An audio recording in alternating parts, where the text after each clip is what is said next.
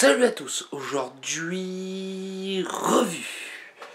Ça sera pas du matériel, ça sera pas du liquide, mais ça sera un petit appareil pour pouvoir faire son fusette, son Clapton, son twisted, tout ce qu'on veut avec. D'ailleurs, je vais vous montrer un peu, comme d'habitude, ce qu'il y a dans la boîte, pourquoi, ce genre de choses. On va se faire un petit fusette ensemble. Et après, je vais vous faire plusieurs petites vidéos. 2 ou 3 vidéos, je pense. Pour savoir ce qu'on va pouvoir faire avec. Déjà, on va partir sur quelque chose de basique. Un petit fuset de maison, bien sympathique. Et surtout, on va aller voir ce qu'il y a à l'intérieur.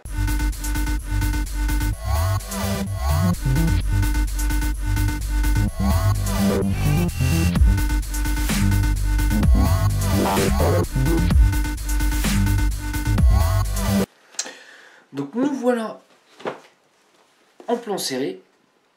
Donc voilà la boîte. La boîte est quand même assez imposante. Donc c'est le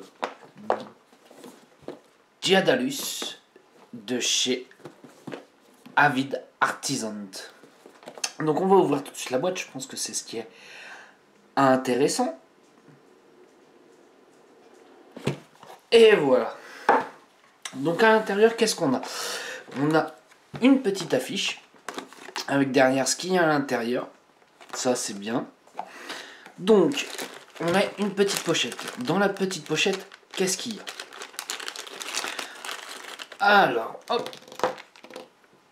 Je mets bien tout ce qu'il faut. Alors, nous avons deux petits ressorts. Les ressorts vont servir. Je vais vous expliquer à quoi ils vont servir. Je les mets sur le côté. Nous avons deux écrous. Pareil, ils vont servir. On va voir à quoi. Nous avons deux petits poids. Alors, deux petits poids. Pourquoi? Nous avons deux tailles différentes. 26 et 28. En fait, ces petits poids-là, ils vont servir à faire du staple. Ça, à faire du Clapton. On va voir ensemble. Vous allez voir. Je ne vais pas m'en servir dans cette vidéo là, mais ça va servir dans les prochaines vidéos. Nous avons aussi un petit émiron. Ça va être top. Pour ceux qui savent, font un peu leur fil, ils comprendront pourquoi, à quoi ça sert. On va continuer un petit peu ce qu'il y a dans la boîte. Donc dans la boîte, nous avons un petit étau. L'étau va servir pour l'émiron, à pouvoir le positionner, à faire 2-3 petites choses avec des fils pour ceux qui ont l'habitude. Entre ceux qui préfèrent travailler avec l'étau et ceux qui préfèrent travailler sans l'étau. Au moins, tout est là, tout est fourni. Hop, allez, on va aller voir un petit peu. Donc, cette petite bête-là, à quoi ça sert? En fait, on va positionner notre bobine ici, avec le ressort et l'écrou pour pouvoir serrer la bobine. On va passer notre fil à ce niveau-là, et le deuxième à l'intérieur. On voit qu'il y a différentes tailles de trous. Les différents trous servent pour les différentes tailles de fil, tout simplement. Et ça, je pense que c'est ce qu'il y a de plus intéressant. Et pourquoi, voilà, j'ai essayé d'avoir ce kit-là. C'est ceci. Qu'est-ce que ceci? Ceci, en fait, en gros, c'est une perceuse améliorée. Ça fonctionne avec des accus. Donc, on va aller voir un petit peu ce qu'il y a derrière. Donc... hop. Donc, nous avons deux petits accus. Pour l'avoir testé un petit moment, les accus durent longtemps à l'intérieur. Là, c'est des accus en 2600 mAh. Honnêtement, ça tient longtemps. C'est pas le truc qui va faire 5 minutes et puis qu'après, plus de batterie. Donc, le mandrin était relativement petit, mais ça suffit. C'est ce qu'il faut. C'est plus petit qu'une perceuse, justement, c'est très bien. En fait, on va voir qu'on a plusieurs positions. Là, je vais mettre sur la position 1 et on voit que ça ne fonctionne pas. Pourquoi? Parce qu'on a un variateur de vitesse. Et ça, c'est top. Pourquoi le variateur de vitesse? Ça va pouvoir, par exemple, au début, au lieu d'avoir une perceuse et puis que sans faire exprès, on met tout d'un seul coup. Là, l'avantage, c'est qu'on va pouvoir démarrer tout doucement, pouvoir bien prendre son fil, et hop, c'est parti. Donc ça, c'est pour pour le premier sens. On a un deuxième sens qui fait exactement la même chose. Donc on va voir pourquoi il y a deux sens. Et ça va être très intéressant. Donc comme je disais, on va faire un petit fusain de maison ensemble. Donc je vais préparer mon fil. Mon fil que j'ai déjà coupé à l'avance. Donc là j'ai utilisé du 0,32 en fil, en nichrome exactement. Donc on voit que là il est complètement roulé. Si on voulait s'en servir maintenant, on ne pourrait pas. Parce qu'on n'arriverait pas à faire quelque chose de propre. Donc ce que je vais faire, je vais utiliser ma pince. Je vais recourber légèrement le bout. Mais vraiment légèrement. Hop. Voilà, j'ai recourbé légèrement. Je mets à l'intérieur de mon mandrin. Hop. Voilà, je serre. Et là, hop, je vais tourner dans le sens des aiguilles d'une montre. Donc c'est-à-dire qu'avec ma pince, voilà. Donc avec ma pince, je l'ai mis en position basse. Et là, je vais mettre en route. Hop. Et là, ce que je fais en fait, je tends mon fil à ce niveau-là. Hop. Et là, on voit que mon fil est bien droit. Ça marche très bien. Donc, je tourne. Je vais prendre mon autre bout, qui n'est pas tordu. Et là, moi, je vais le tordre. Voilà.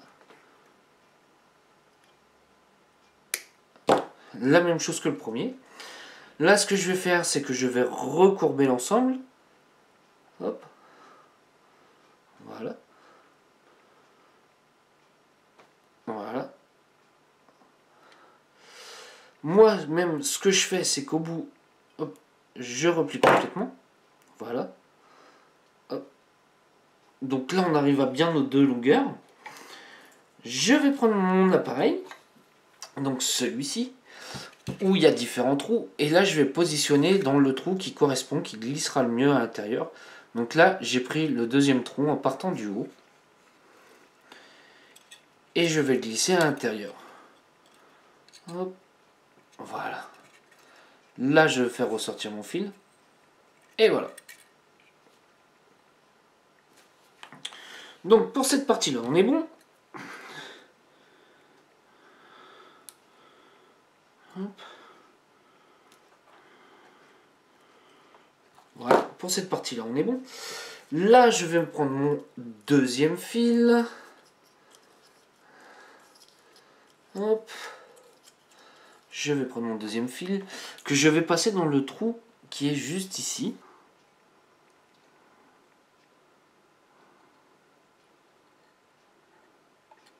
Voilà, je l'ai passé à l'intérieur. Je place ma bobine de fil. Et là, pourquoi moi j'ai recourbé le bout, c'est que tout simplement pour mon fil, qui est mon plus petit fil, et ben je vais reprendre, je vais faire tourner au niveau où j'ai recourbé. Comme ça, je suis sûr que ça ne bougera pas. Je vais installer dans le mandrin.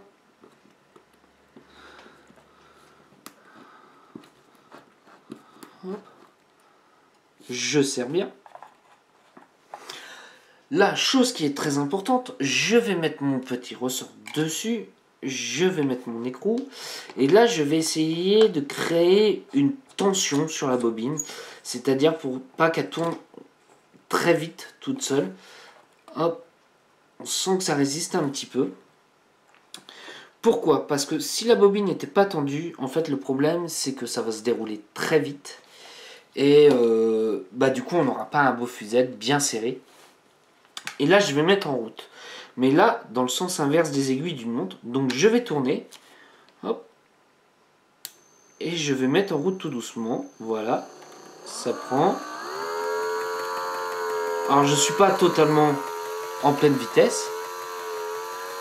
J'aide toujours un petit peu le fil au début avec ma main.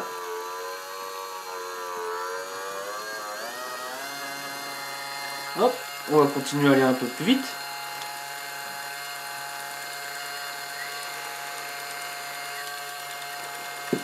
Là, je sais pas si on arrive à bien voir sur la vidéo un peu ce que ça donne. Hop, je vais essayer de faire un petit gros plan. Voilà. Et on voit que ça tourne tout seul. Hop, on va augmenter un petit peu la vitesse.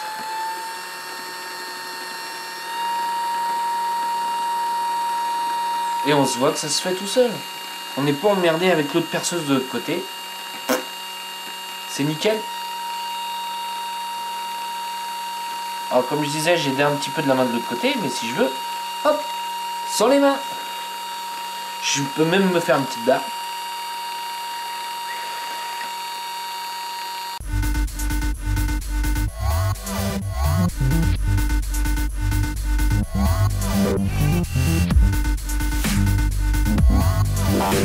Quand ça va commencer à prendre un peu de longueur, moi je vais conseiller de mettre juste un tout petit peu pour retourner un peu le fil pour éviter que ça part trop.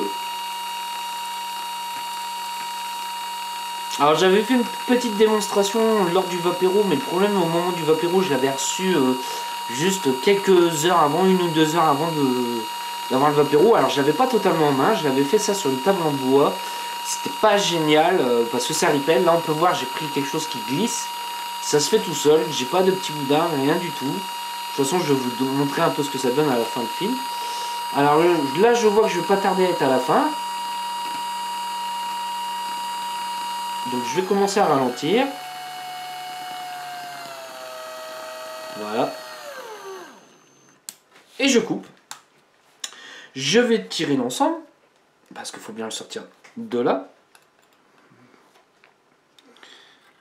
Voilà.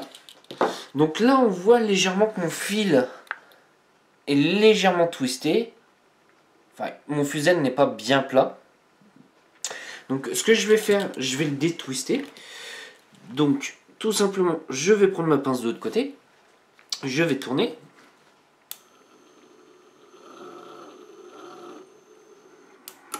Ça c'est fait pour cette partie-là. Je vais tourner dans l'autre sens. Hop, encore un petit peu. Voilà. Là, je démonte. Et on voit que j'ai un beau fusain bien droit.